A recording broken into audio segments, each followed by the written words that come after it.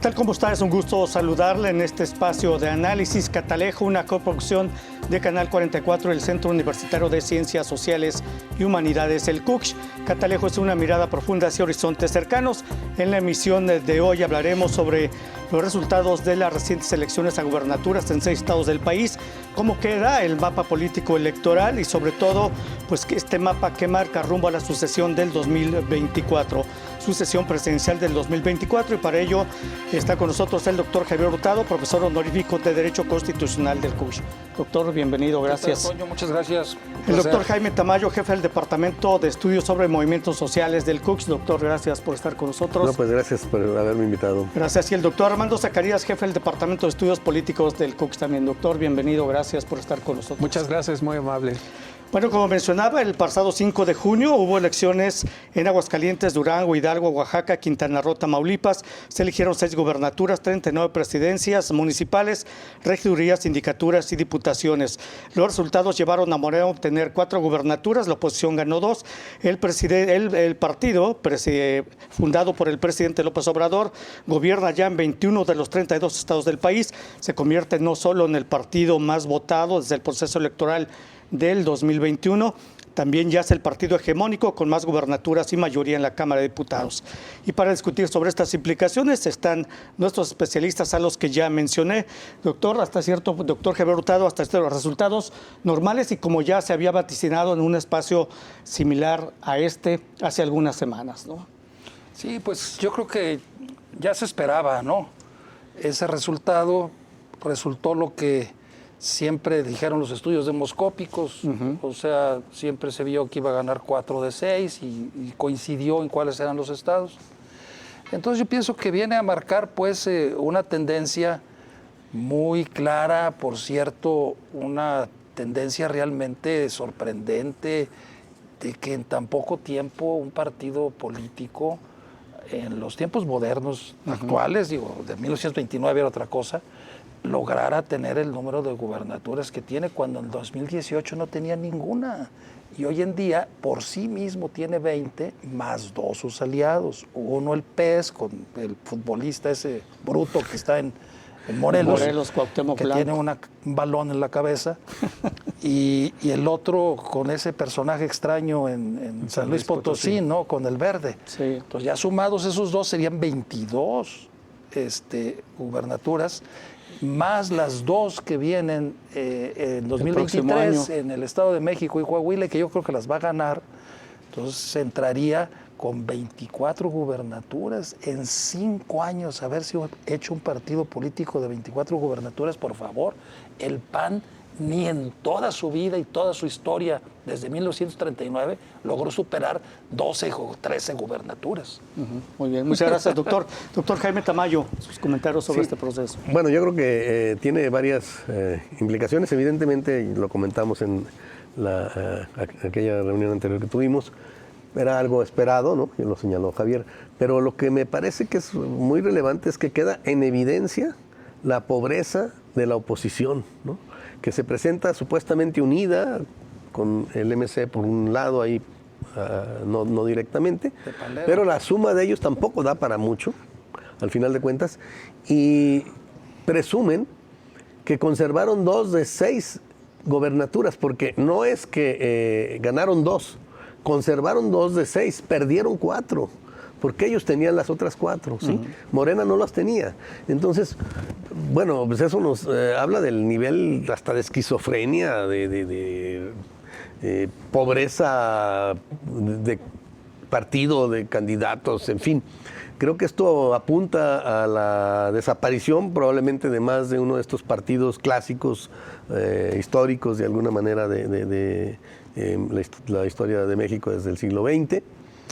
Y pues va a implicar una recomposición del sistema político y por supuesto del sistema de partidos en el país, ¿no?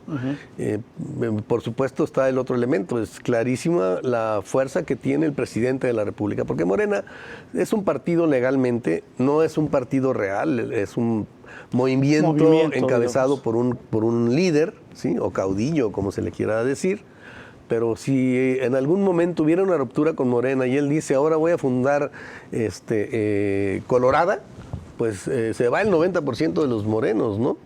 Y a lo mejor recoge de otros partidos seguramente.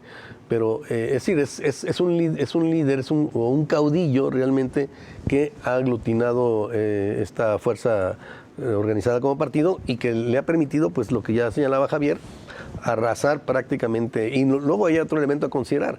No solo ganó 4 de 6, ganó gobernar en alrededor de poco más de 13 millones de ciudadanos contra poco más de 2 millones que tiene la oposición, ¿sí? en estos 2 estados con los que se quedó.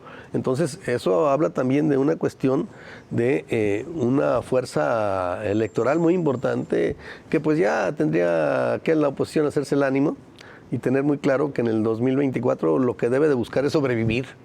Algunos más. de esos Conservar partidos el registro, que ¿no? supuestamente van a ir en alianza y como dijo ese día el dirigente del PAN, el mismo día de las elecciones dijo, hay tiro para el 2024, pero con base a estos resultados yo creo que no hay tiro. Están noqueados. Doctor Armando Zacarías. Eso lo dijo el PRD. Lo cierto es lo que acaba de señalar el doctor Jaime Tamayo.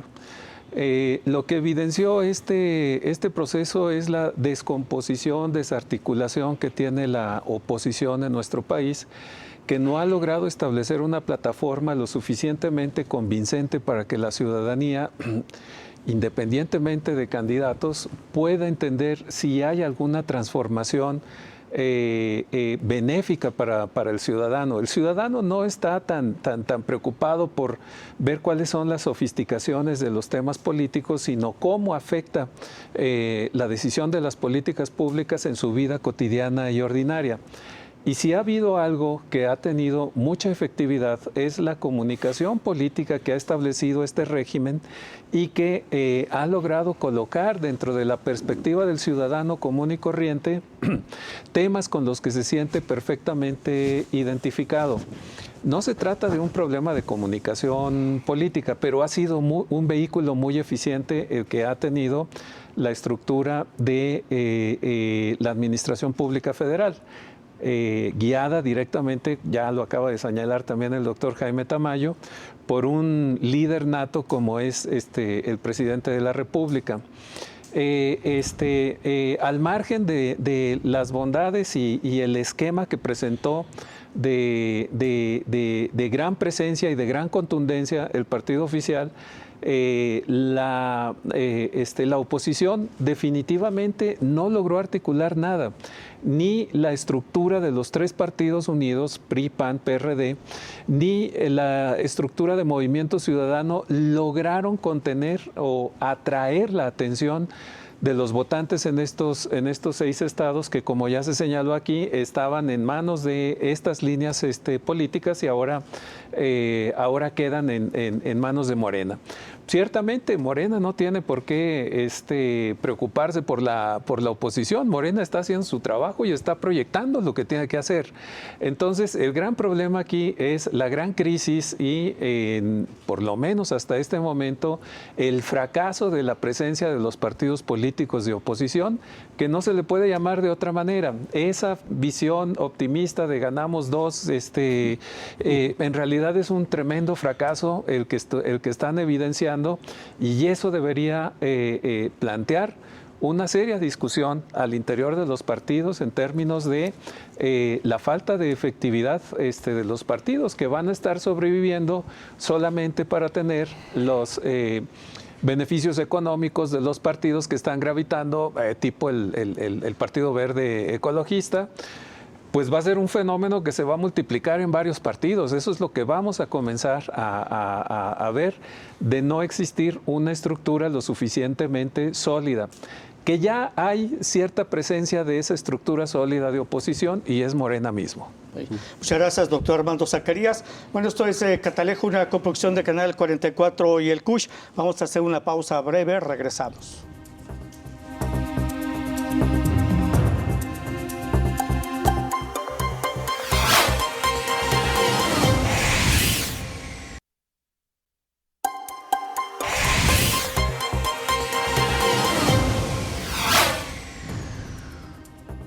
Bueno, continuamos en Catalejo, una mirada profunda hacia horizontes cercanos. En el pasado proceso electoral del 5 de junio, Morena tuvo su apoyo más fuerte entre votantes de más de 50 años y beneficiarios de programas sociales. Esto fue en Quintana Roo, Hidalgo y Oaxaca. Ahí casi se logró el 70% de los votos en este rango de edad.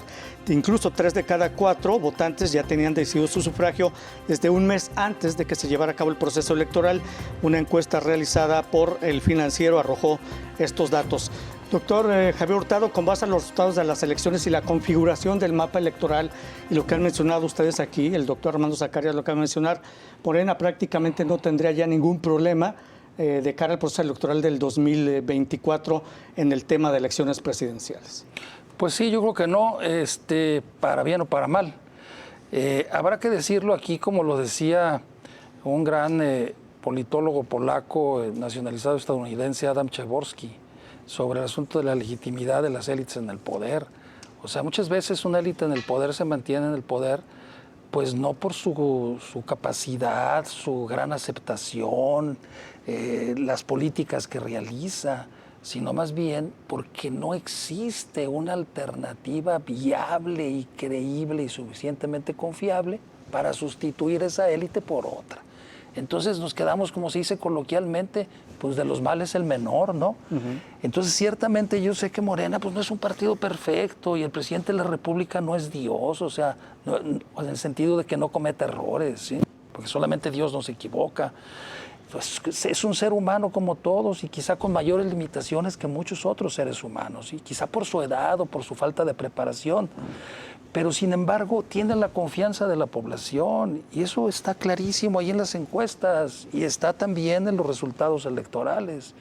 Entonces yo no digo que sea perfecto, pero definitivamente con relación a lo que representa la oposición, por favor, como dicen los jóvenes, chale, definitivamente, o sea, pero yo no sé cómo no entienden esas personas, por favor, o sea, ¿cómo presentar a Lalito? O sea, ¿cómo presentar a los de siempre que han vivido del presupuesto, sus abuelos y sus bisabuelos, como el Madero en el PAN, el Krill, que es de los dueños de Chihuahua?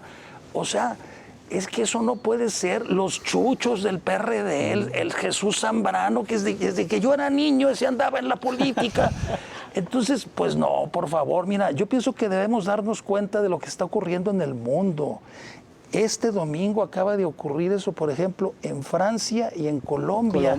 En Colombia sustituyeron al establecimiento, que le dan en llamar al establishment, a los partidos de siempre, que siempre se habían alternado en el poder. Y no solamente los partidos, las familias y las élites. Porque en Colombia los que eran presidentes, su tío abuelo, su abuelo, su padre había sido presidente. Y lo mismo pasaba en México. O sea, definitivamente, o a nivel local, eso es un descaro. Son familias las que se distribuyen el poder. Y eso de alguna manera ha venido a romperlo en cierta forma, porque no del todo, el partido Morena. Entonces yo pienso que sí hay que entender bien lo que está ocurriendo y parece ser que en México la oposición no entiende eso. Ellos piensan que son la oposición cuando son lo viejo, los mismos de siempre, los de los partidos tradicionales, y esos en México y en todo el mundo, la ciudadanía ya no los quiere. Muy bien, muchas gracias, doctor Jaime Tamayo. Pues con lo que señalan prácticamente no será viable, incluso aunque se dé una alianza entre PRI, PAN, PRD, y el factor MC, ¿de qué manera influirá en este proceso electoral si es que decide ir en alianza o jugar solo en el proceso electoral? Bueno, ellos están apostando a jugar solos y en mi opinión van a buscar cosechar de la ruptura que pudiera darse en Morena. En la candidatura presidencial. Está más que anunciado que Monreal no será candidato de Morena y tiene acercamientos muy fuertes con MC. Pero tampoco descartemos a Ebrard, ¿sí? Ebrard es, bueno, después de lo que ha venido haciendo en las últimas fechas, no solo recientemente en Jalisco, donde prácticamente formó hasta su comité de campaña. Sino él mismo ha venido distanciándose de López Obrador de manera soterrada. Fue, por ejemplo, en el caso de Nicaragua, hizo declaraciones muy intromisivas, violentando incluso la Constitución. Después López Obrador le enmendó la plana en una mañanera. Pero después, cuando lo envía a la cumbre de las Américas, la comisión era enterar que México protestaba porque no estaban todos y que por esa razón no iba el presidente, estaba él. Bueno, lo hizo ahí en su estilo muy moderado, pero luego tiene una reunión con los ministros de Exteriores de Canadá y Estados Unidos y sostiene que México, prácticamente los planteamientos de la OEA y los planteamientos que hoy sostiene Estados Unidos de que hay que buscar un orden mundial basado en reglas, no en el derecho internacional, en reglas que claro que impone Estados Unidos. Por ejemplo, la doctrina Monroe, que ahora ya no es solamente para América, sino para Europa y de alguna manera para el resto del mundo, ¿no? Y el excepcionalismo norteamericano. Es decir, está contradiciendo incluso las políticas del presidente. Va y hace campaña también, busca hacer campaña con los migrantes, en fin. Hay toda una serie de acciones que apuntan a que sería algo así como este personaje Lenín Moreno, de Correa, que en cuanto llega se convierte en el principal enemigo de Correa, ¿no? Bueno, Ebrard yo creo que está apuntando para allá y sería un gran error de Morena pues que él fuera su candidato definitivamente. Bueno, en ese sentido, pudiera ser candidato de MC o incluso en algún momento hasta de los tres, ¿no? De la alianza, si es que se da. Monreal de MC. Bueno, y es que en ese tema que menciona MC. de los migrantes, doctor Jaime Tamayo, en la mañanera del 21 de junio, precisamente el presidente Andrés Manuel López Obrador dijo que no permitirá tener una Secretaría de Relaciones Exteriores protagonista y que aparte él dijo, no voy a permitir que ningún candidato o partido político utilice a los migrantes con fines electorales. Pues ahí está clarísimo. Todo el mundo clarísimo para Marcelo Ebrard. Creo que ya es el doctor mensaje, Armando ¿no? Zacarías. Pues es lo que decía, se está gestando un esquema de división al interior de Morena que no es una propuesta de los partidos de oposición, de ninguno, ni de MC ni de los otros tres. Entonces, yo creo que sí hay un plan especulativo, así como lo señaló el doctor Jaime Tamayo, tanto de la alianza como de MC, para ver cuáles son las rupturas que evidentemente se van a dar en Morena, porque el nivel de conflictividad es bastante alto entre los candidatos que en este momento son los candidatos visibles. Y ciertamente el protagonismo de Marcelo Ebrard, así como las declaraciones de Ricardo Monreal, pues señalan una eventual separación de la estructura ya en la línea del proceso electoral 2024. Pero ahí no vemos en absoluto a la oposición. O sea, la oposición no está construyendo absolutamente nada. Y si algo evidencia este proceso electoral pasado, pues ya no son las estadísticas ni son las encuestas de opinión. El ciudadano cuando va y emite el voto, independientemente del rango de edad a la que pertenezca y ni del rango educativo al que pertenezca, independientemente de esos factores, ganó Morena. Ese es un mensaje muy importante en términos no particularmente de la única confianza que tenga el ciudadano en Morena, sino de que no encuentra ninguna otra opción distinta del oficialismo por las razones que sean. Entonces, hasta este momento, la oposición, pues lo único que está haciendo es entrar en este esquema de partidocracia y empezar a ver los ajustes que vayan a hacer, pero de ahí no se está derivando absolutamente ninguna plataforma que pueda comunicarse a la ciudadanía y que la ciudadanía encuentre como un proyecto razonable al margen de tener candidatos que hasta este momento pues no se ve ninguno. Muy bien, muchas gracias, doctor. Vamos a hacer una nueva pausa aquí en Catalejo, coproducción de Canal 44 y el CUSH. Ya volvemos.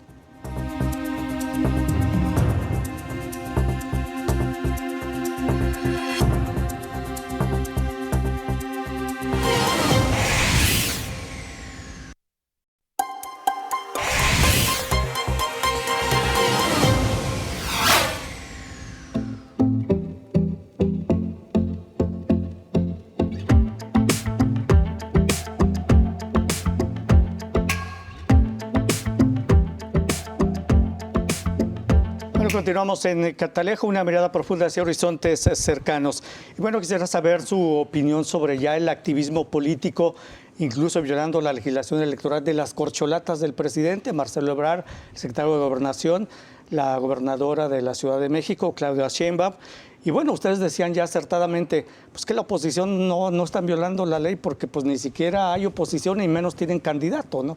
Pero de este activismo precisamente de estos presidenciables, de estos tres, ¿cuál es su opinión al respecto y cuál es el papel que debería ejercer en este momento el Instituto Nacional Electoral? Bueno, de acuerdo con la ley general de instituciones y procedimientos electorales, si no me falla la memoria, en su artículo 3, donde vienen las definiciones, ahí dice lo que es un acto anticipado de campaña.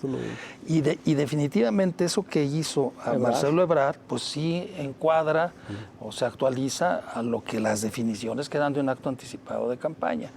Ahora mira, yo en verdad creo que esas regulaciones que se establecen en la ley electoral en cierta forma me parecen exageradas y ridículas, en cierta forma. Por ejemplo, eso del periodo intercampañas. Y que nadie se puede mover ahí. Es más, los candidatos ya electos a su partido no pueden iniciar campaña y tienen prohibido acudir, aunque sea a reuniones con su familia, porque ya están violando la ley. Eso es una payasada, definitivamente. Yo pienso que en México le exageramos, definitivamente. Yo, por un lado, creo que todo mundo tiene derecho a hacer política. ¿Y cuál es el problema? Y la puede hacer en el momento que quiera, ¿no? Pero, bueno, está la ley y la ley dice que mientras no esté registrado y autorizado y no se abra el periodo de las precampañas, todo lo que tú hagas para promocionarte es un acto anticipado de campaña. Entonces, de acuerdo con la ley, sí lo es.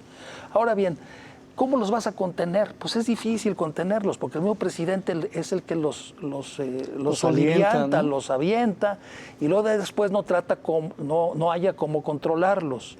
Entonces, yo veo un poco complicado ahí que se pueda, el proceso de lucha por la candidatura presidencial al interior del partido Morena se pueda contener. No lo creo. Cada vez va a ser más desbordado. Y si violan la ley, les vale. Porque además, hay que decirlo también, los actos anticipados de campaña no son delito, permítanme, discúlpenme pero decirlo. No, pues solamente se les negaría el registro. Pues ¿no? Claro, solamente son merecedores de las famosas procedimiento especial sancionador y medidas cautelares, ¿sí? Decretadas por la autoridad administrativa electoral, que puede ratificar o darle para atrás el Tribunal Electoral. Entonces, lo que hacen puede ser ilegal, pero no es delito. O sea, no está conceptualizado como delito un acto anticipado de campaña. Es producto de una llamada de atención y se acabó. Y yo creo que pues, les vale y lo van a seguir haciendo, ¿no? Y como te digo, bueno, ¿cómo puedes controlar eso si ya todo el mundo lo sabe y todo el mundo está en eso? Ya todo el mundo está en el ajo, está metido en las campañas. Todo el mundo, para bien o para mal. Entonces, bueno, pues yo creo que esto habrá de seguir y pues vamos a ver qué es lo que ocurre, ¿no? Sí, muy bien, muchas gracias, doctor. Y bueno, este tema de los actos que ya están realizando los presidenciables, ¿cómo lo consideran ustedes? Como una sucesión presidencial muy adelantada, el esquema de sucesión se adelantó porque perdió el control Andrés Manuel de sus corcholatas o porque él está alentando esta sucesión presidencial adelantada, doctor Jaime Tamayo. Bueno, son dos cosas. En el planteamiento de López Obrador no se trata de tapados en la versión anterior en la que el presidente que iba a salir designaba prácticamente, tenía varios candidatos y entonces destapaba uno y decía, es este. Y entonces ya iban los de la CTM que ya tenían sus pancartas a favor de Juan Pérez, pues las enterraban y sacaban a favor de Pedro García, ¿no? Entonces eso lo que hace es como ponerlos ante la óptica. Claro, son candidatos que corresponden de alguna manera pues a lo que él consideraría como la continuidad de su proyecto, lo cual es muy legítimo. Eso pasa en cualquier parte del mundo. Yo estoy de acuerdo con lo que dice Javier. Hay una exageración en muchas medidas, no solo en esta, porque se pusieron demasiados candados por la historia y las deudas históricas que había respecto de los fraudes y el control que tenía el partido hegemónico o partido de Estado anteriormente, el PRI. Pero creo que eso tiene que irse modificando, efectivamente. Ahora, sí, destapa a 3 y luego va agregándole y cada vez le va agregando más, ¿no? Pero si vemos, en realidad estamos hablando solamente de 3 y quizás de 2. Prácticamente acaba de darle Bueno, con lo de que dijo el 21 de junio, yo creo que ya nada más quedan 2. Un manotazo a Ebrard y eso pues ya queda al rato nomás va a quedar claro. uno.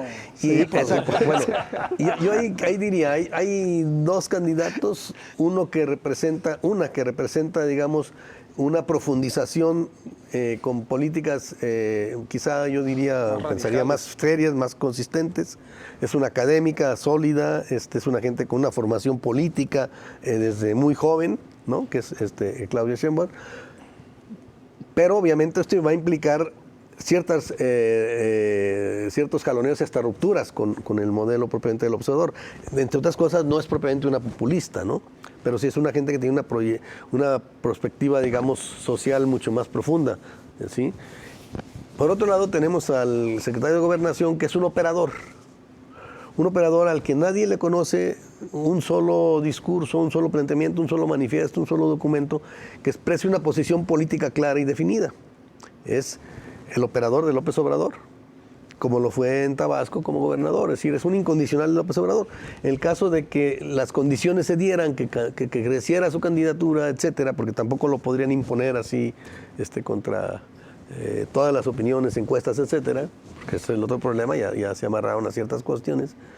Si efectivamente este fuera el candidato, con una serie de situaciones que se dieran alrededor de él, pues lo que tendríamos es un maximato, ahí sí, definitivamente, ¿no?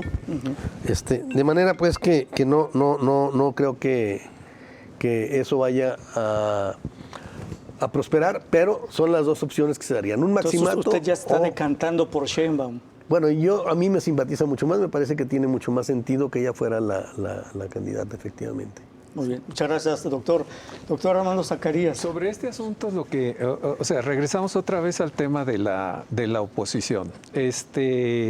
Los únicos actores observables en este momento son los precandidatos de Morena y evidentemente pues toda la atención está concentrada en el movimiento de ese partido y del presidente.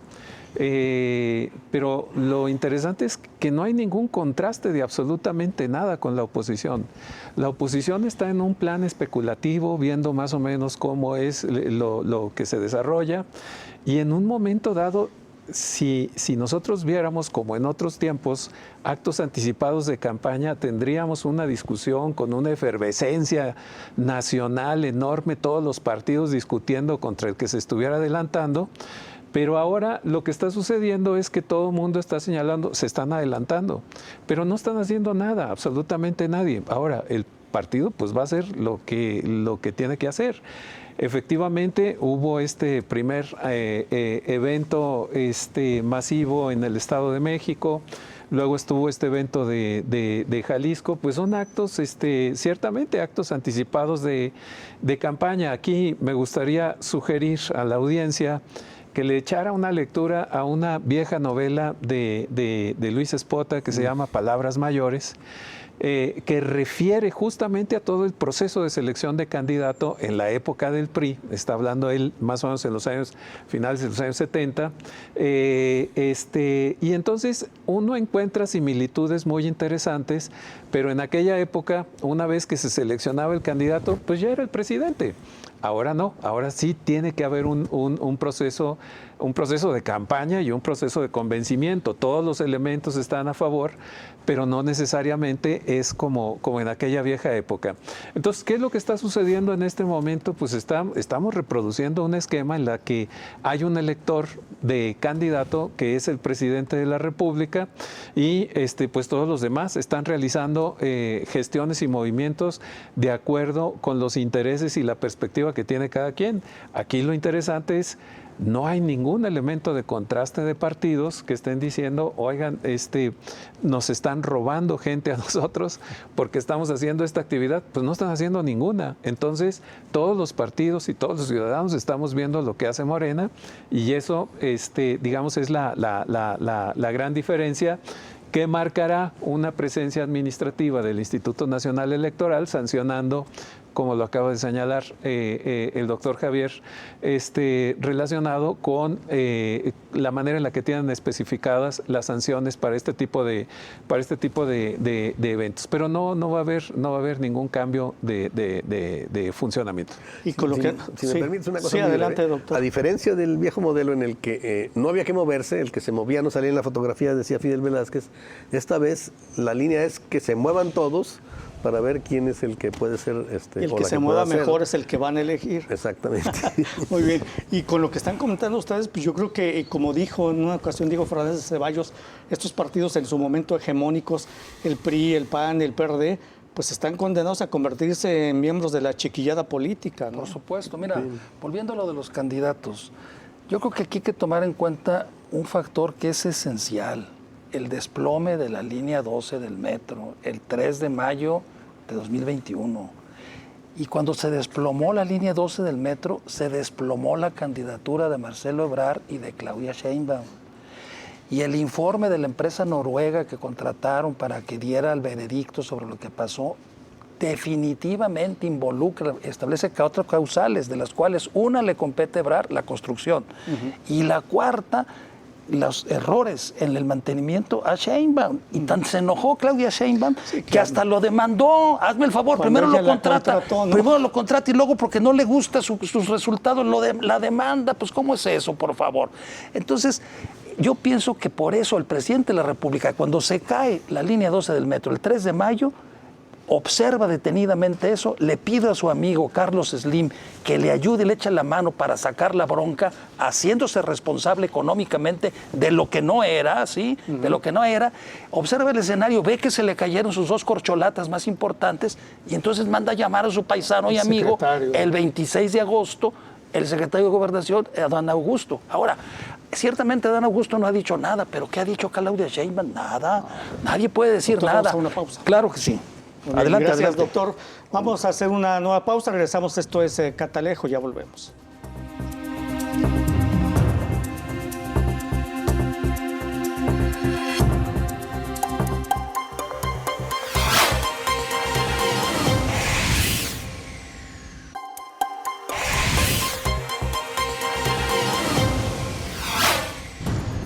Pregunto. Bueno, continuamos. Esto es Catalejo, una coproducción de Canal 44 y el CUSH. Y bueno, aunque públicamente el crimen organizado no intervino en las elecciones de ese domingo 5 de junio, en privado, pues hay funcionarios tanto federales como estatales que reconocen lo contrario. En Durango, Oaxaca y Tamaulipas, el narcotráfico, dicen, se involucró activamente. Incluso veíamos ese día en redes circulando a un dirigente del partido hegemónico que está ahora en el poder, en Tamaulipas, vitoreando al cártel del Golfo, por ejemplo, ¿no? En este sentido, la mayoría de los distritos ganó Morena, inclusive con más del 50% de votación.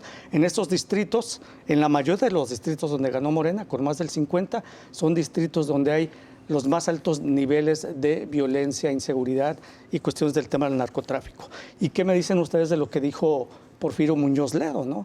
Que dejó entrever una alianza entre el gobierno actual con gente del narcotráfico y luego pide que se investigue a la Unidad de Inteligencia Financiera y al INE eliminar los recursos de narcotráfico en campañas políticas del partido Morena?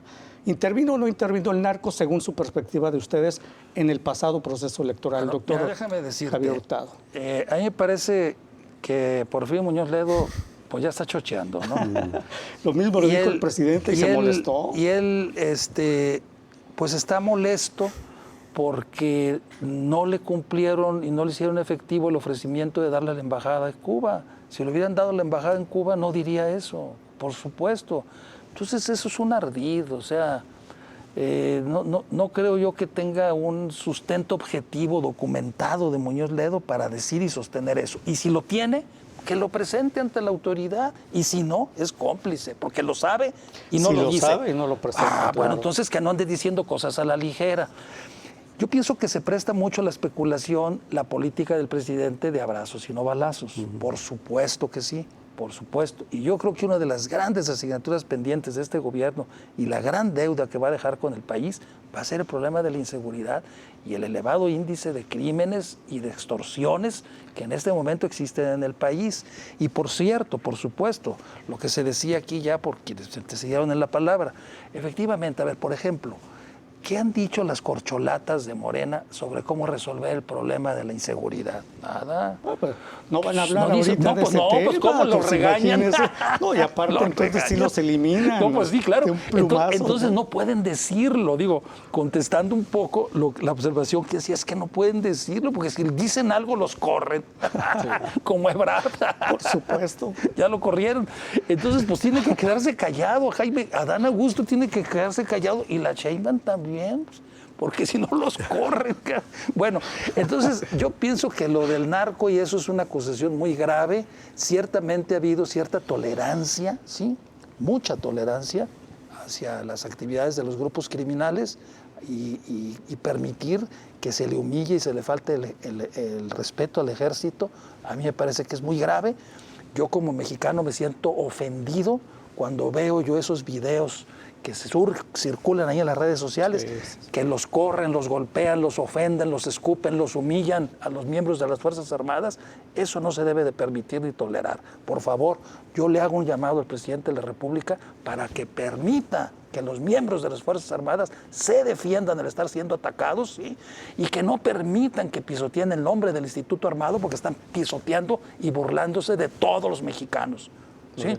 Muchas gracias, doctor. ¿No? Doctor Jaime Tamayo, sobre esto, porque aparte Porfirio Muñoz Ledo dijo, es que debe entender el presidente que su contubernio alianza con el narco no es heredable, como diciendo, pues se los va a heredar a quien gane el proceso electoral del 2024, ¿no? Y sobre este mismo tema, también en una entrevista con Carmen Aristegui, Francisco Labastida dijo que hay indicios de protección gubernamental al cártel de Sinaloa. A ver, bueno, lo mismo que dijo Javier sobre Porfirio Muñoz Ledo se aplicaría a Labastida. Es decir, si él sabe, pues es cómplice porque no está aportando ningún elemento, ninguna prueba más allá de señalamientos verbales. Pero evidentemente que es un juego discursivo. Porfirio Muñoz Ledo se caracteriza por eso, no de ahora, ¿eh? Ahora puede estar chocheando, pero siempre ha jugado con esas cuestiones y hace señalamientos con mucha facilidad, porque además juega mucho con el lenguaje, ¿no? Que sí es heredable, que no es heredable. Es decir, lo que sí está claro es que el crimen organizado se ha metido en los procesos electorales no ahora. No sé si tú recuerdas, Javier, que en el 97, que éramos consejeros electorales en Jalisco, llegó un reporte de cómo en ciertos municipios estaban en X partido o en Z partido o en todos los partidos infiltrados. Es decir, no es algo nuevo. Siempre. Eso ha estado presente siempre. Hay que recordar Calderón cuando agarró a quién sabe cuántos presidentes municipales de Michoacán, porque supuestamente que luego tuvo que liberar a la mayoría, porque habían sido financiados. En fin, esto no es ninguna novedad. Es decir, por supuesto que no es ni mucho menos algo que deba dejarse así y que hay que atenderlo. Pero por otro lado, el asunto de la seguridad, yo creo que hay dos cuestiones a tomar en cuenta. Hay que ver los últimos informes, donde la inseguridad ha bajado en algunos de los delitos de mayor impacto, ¿no? Como los homicidios dolosos, por ejemplo. Esa es una. La otra es que en la Ciudad de México no hay una correspondencia con los abrazos y los besos, ¿no? Ahí hay una política que ha bajado muchísimo la criminalidad. Alrededor del 62% está batida, es decir, y eso ahí están los informes también, son informes que no se pueden ocultar, sobre todo en cierto tipo de delitos. Es decir, nadie puede ocultar el asunto de los secuestros o el asunto de los homicidios dolosos. Entonces sí, hay una política diferenciada en estados, ¿no? Voltea uno a ver a Jalisco, que no es Morena, ¿sí? Y que no es el presidente, y pues es uno de los estados con el mayor índice, o el estado en estos momentos con el mayor índice de delitos graves, ¿no? Desaparecidos, por ejemplo, ¿no? Desaparecidos. Entonces, es el número 1. Así es. Entonces, no hay que matizar eso, ¿no? Muchas gracias, doctor. El doctor Tamayo dice que no es un tema de ahora, sino desde siempre. Entonces, si hay narcoelecciones, puedo entender. Doctor, sí. O sea, es definitivo que todo este marco de inseguridad ha estado acompañando todos los procesos. No ha habido una especie como de tregua del narcotráfico porque hay elecciones, ¿no? O sea, todo el procesamiento de proselitismo, etcétera, ha estado presente desde hace bastante tiempo. Entonces, ¿qué es lo que sucede? Pues que hay un adeudo enorme de las administraciones gubernamentales y de sus políticas públicas en relación con este tema, que no se ha logrado abatir en bastante tiempo. Ahora, en relación con este asunto de las declaraciones de Porfirio Muñoz Ledo, que se dieron también más o menos con las declaraciones relacionadas con el tema del presidente del Comité Ejecutivo Nacional del PRI. Allí lo que nosotros estamos viendo es un fenómeno muy interesante de comunicación, que es el de la posverdad. Sí. Entonces, el efecto es muy interesante, porque no importa lo que diga el presidente del PRI, ni tampoco las resoluciones que plantee en un momento dado el presidente de la República, el esquema ya está planteado dentro de la dimensión de percepción de los ciudadanos. Entonces, va a ser muy difícil que haya elementos que efectivamente corroboren si hay una contención del narco respecto del proceso electoral. ¿Por qué? Porque ya hay un elemento que en la percepción está teniendo un efecto muy importante. Entonces, aquí lo que se tiene que hacer pues es clarificar mucho si hay un cambio de estrategia o si se mantiene, cosa que ya estableció el presidente de la República, dijo, vamos a mantener la misma estrategia sin cambios. Sería muy complejo pensar que en este momento pueda poner en funcionamiento un cambio o diseñar una estrategia distinta de la que hay hasta este momento. Bueno, pues definitivamente será un tema que nos acompañará en el proceso electoral 2024. Por supuesto. Mira, doctor, un minuto. Sí, en abono lo que dice el doctor Tamayo. Sí. Hay un investigador mexicano que se llama Edgardo Buscaglia, sí, que se fue a trabajar a los Estados Unidos, creo que a la Universidad de Columbia. Yo recuerdo que en 2009 él publicó un libro en donde decía, en 2009, que el 32% del territorio nacional estaba dominado por el narco. El 32% en 2009. Entonces, como dice, no es de ahora, eso ha sido siempre. Sí, y hace unas semanas en este mismo emisión usted también dijo que ya las 2/3 partes son las del dos país, terceras las dos terceras partes diciendo, estaban, en 2009 ya el 32% decía que estaba dominado por... son las 2/3 partes del país. Sí, el comandante ese del Comando Norte de Estados Unidos también dijo lo mismo, ¿no? Sí, de hecho ahorita voy a pasar un dato de una investigación de Estados Unidos sobre ese tema. Bueno, vamos a hacer una pausa breve, regresamos, esto es Catalejo.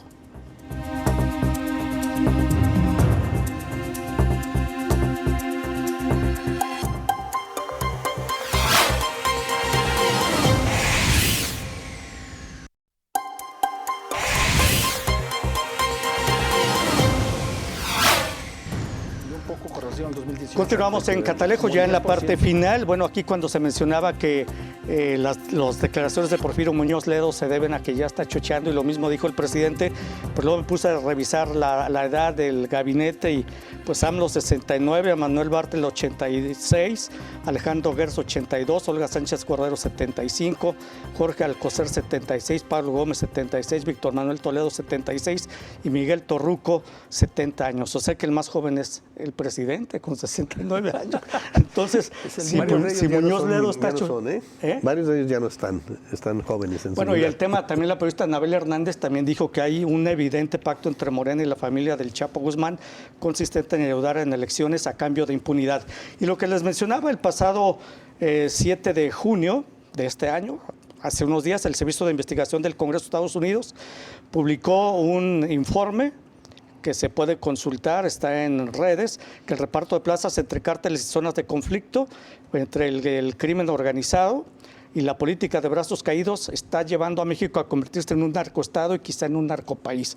Así de graves son lo que dice este documento del Servicio de Investigación del Congreso de Estados Unidos. Y también siempre coincide el reporte del Secretario Ejecutivo de Seguridad Pública. Cuando ustedes vienen a esta misión, más de 121,000 homicidios dolosos en 3 años, 6 meses de la administración del presidente López Obrador. Superó ya con mucho los 6 años de Felipe Calderón, que dicen que él inició la guerra contra el narcotráfico. Doctor Javier Hurtado. No, pues efectivamente, yo pienso que el problema de la seguridad es uno de los grandes, como lo dije, asignaturas pendientes, ¿no? Ciertamente el número de homicidios dolosos es escandaloso. eso de que estén asesinando 80, 100, 110 personas por día, por favor, pues ¿de qué estamos hablando, no? Pero también es cierto lo que dice el doctor Tamayo, o sea, con relación a 2018 sí ha habido una disminución. Yo consulté el informe, es una disminución como del 10%. En el 2018 llegó a su máximo, antes de que tomara posesión López Obrador, a su máximo nivel, y ahorita está un poquito menos. Claro, como dicen, tierra de ciervos el tuerto es rey, ¿no? O sea, pues te comparas con niveles pésimos, pues estar un poquito mejor ya es un éxito, ¿no? Pero no es que estés bien. Entonces, yo pienso que sí es grave los 120,000 homicidios. Más de 121,000. Por supuesto que es gravísimo eso, las desapariciones, ¿cómo puede ser posible eso? Más de 100,000 se superó. O sea, es como que desaparecieran una ciudad entera, o sea, pues ¿de qué estamos hablando? Aquí a cualquier momento, aquí en Jalisco, en Guadalajara, levantan una persona, no puede ser. Entonces, bueno, creo que 30 eso... segundos, sí, doctor. hay que atender ese problema, pero de ahí a que se diga que hay quizá tolerancia y hay cierta, digamos, permisividad de las autoridades a la actividad de los grupos criminales, pero que se diga que hay un pacto y que están amañados el gobierno federal, el presidente, con los grupos criminales, pues a mí me parece que es una aseveración muy fuerte. Quien lo diga y tenga elementos que los presente a la autoridad, y si no, que se calle. Muy bien. Doctor Jaime Tamayo. Sí, bueno, yo creo que aquí la cuestión es que efectivamente hay que ver el último año, es decir, sí, los primeros meses y el primer año tampoco tuvo ningún impacto, porque es algo que es paulatino. La propuesta de López Obrador va a lo que él piensa que son las raíces, que es el problema social, ¿sí? Y entonces lo que tenemos que ver es cómo esto está impactando en los últimos meses, y efectivamente hay una disminución. Eso ya, digamos, es clarísimo. Con los mismos datos que tú manejas, desagrégalos y verás que efectivamente está bajando. Vamos a ver qué pasa en lo que queda de este sexenio. A ver si efectivamente se logra bajar mucho más, por un lado. Por otro lado, bueno, yo decía, el caso de la Ciudad de México es muy especial porque ha bajado todavía de una manera mucho más fuerte. Pero la otra cuestión que tenemos que tener en cuenta es el asunto de la corrupción, y que es otro tipo de crimen, en la que están implicados desde la élite política, hoy desplazada, hasta empresarios. Y ahí es donde también hay esta tolerancia de parte del gobierno. No ha habido ni un solo presidente a los que todos tenemos, creo que más que documentado, por lo menos en el caso de Peña Nieto y de Calderón, que deberían estar presos. No están en la cárcel ninguno de estos grandes empresarios que se enriquecieron a costa del patrimonio nacional, que en el caso de Rusia, Putin metió a los oligarcas a la cárcel, los metió o los mandó al exilio, o les expropió sus bienes, ¿no? Es decir, creo que esa otra parte no la estamos viendo, y son los empresarios los que, en algún caso por lo menos, están muy presentes en la llamada oposición. En el caso del expresidente Peña Nieto, pues también Francisco Labastida dijo que no se le toca a él para nada, porque hubo un pacto para que atacara a Ricardo Anaya y pudiera llegar a la presidencia de López Obrador. 7.8% disminuyó el homicidio doloso con relación a julio de 2018. Datos oficiales. Pero está en 121,000. Por eso, pero disminuyó. Armando Zacarías. Sí. Bueno, yo creo que efectivamente hay una coincidencia en términos de que será uno de los grandes temas que no se han resuelto en este momento, el abatimiento de este asunto. De ahí a plantear que esto sea un narcoestado, creo que existe un elemento muy importante para, independientemente del sistema de gobierno que hay en este momento, hay una estructura institucional que se superpone en muchos de los casos. Tenemos, por ejemplo, el caso del secretario técnico del Senado, que estuvo detenido en Veracruz. Y producto de un mecanismo institucional que es el amparo, el personaje adquiere su libertad y ya está reinstalado en sus funciones. Es decir, ahí nosotros podemos ver un funcionamiento del diseño institucional sobre el que reposa el país. Ciertamente hay un territorio muy contaminado en términos de la relación con el crimen organizado, básicamente con redes de narcotráfico, pero de ahí a pensar en la inviabilidad del Estado, creo que existe todavía una estructura institucional que es la que en este momento dado soporta el funcionamiento de esta estructura estatal. De forma que pues será un adeudo que la próxima administración tendrá que enfocar y tendrán que presentar un diseño y un modelo que supere a que no logró contener, como se prometió en un primer momento, el grave problema que es la inseguridad de nuestro país. Bueno, por cierto que el 21 de junio también se nombró como coordinador del sistema del secretario ejecutivo de Seguridad Pública Nacional a la ex candidata de Morena a Nuevo León, Clara Luz Flores, ¿no? Pero sí sabe, déjame decirte que sabe? sí le sabe, claro, yo la perfecto. conozco, claro. No sabe de sectas nada más. Ella fue presidenta de la Conferencia Municipal de Seguridad Pública y como presidenta municipal de Escobedo, Nuevo León, hizo cosas importantísimas en materia de seguridad pública que han sido modelo para todos los países. Muy bien. Para todos pues muchas gracias. Los municipios. Le agradezco, doctor Javier Hurtado, gracias. Al contrario, gracias. Doctor Jaime Tamayo, muchas gracias. Y Gracias. doctor Armando Zacarías también, muchas gracias. Muchísimas gracias. Muchas gracias, pero sobre todo muchas gracias a usted. Hasta luego. Nos vemos.